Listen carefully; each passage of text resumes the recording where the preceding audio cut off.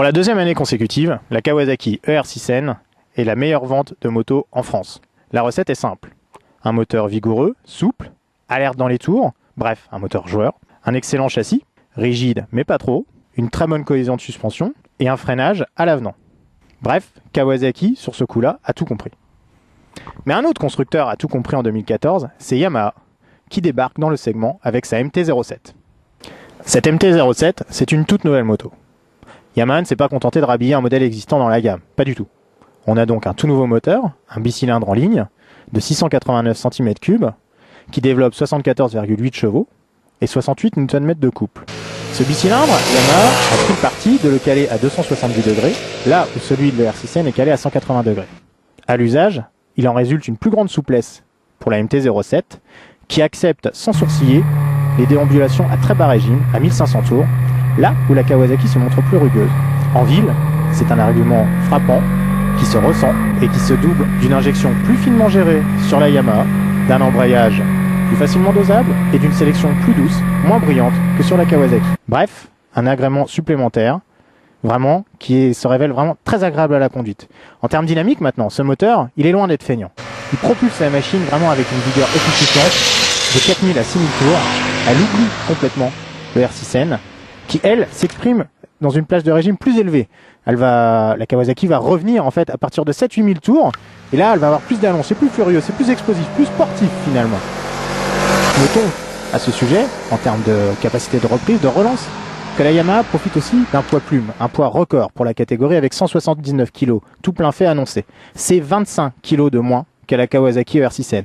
Vous imaginez bien qu'à ce niveau, c'est quand même énorme. Donc forcément, ça se ressent en dynamique, mais ça se ressent aussi pour tout ce qui est manœuvre, moteur coupé, pour tout ce qui est demi-tour, pour tout ce qui est stationnement. Et ça, c'est un point important, notamment pour les jeunes permis qui sont évidemment les premiers visés pour ce type de moto. C'est important aussi pour les moto-écoles. Rappelez-vous vos années de code, de leçons, de plateau, où il fallait faire des manœuvres vraiment délicates. Avec cette moto, ça passe comme une lettre à la poste, serions-nous tentés de dire.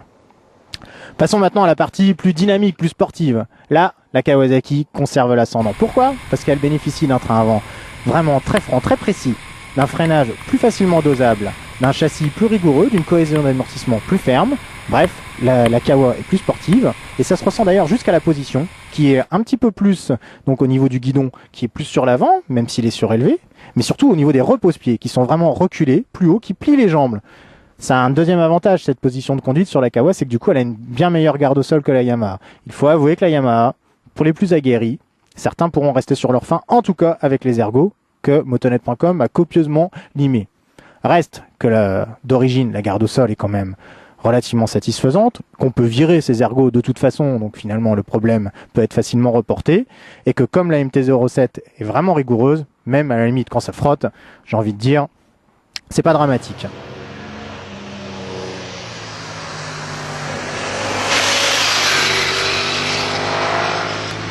Maintenant, la question est de savoir si la Kawasaki va conserver ses lauriers pour la 3e année de suite.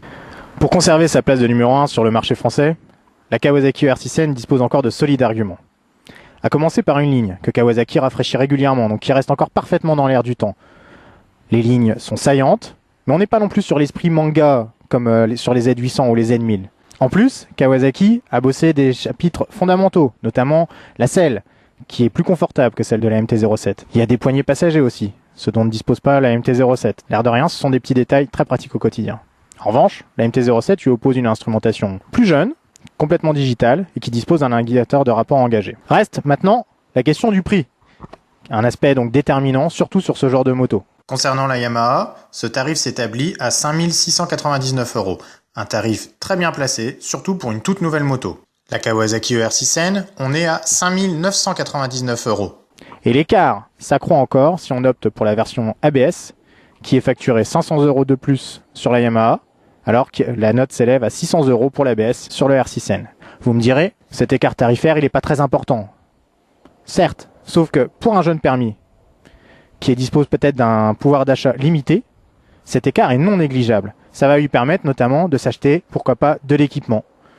Pour le reste, toutes nos impressions, nos mesures, nos sensations que nous avons ressenties sur ces deux motos, je vous invite à lire, comme d'habitude, notre essai complet motonet.com.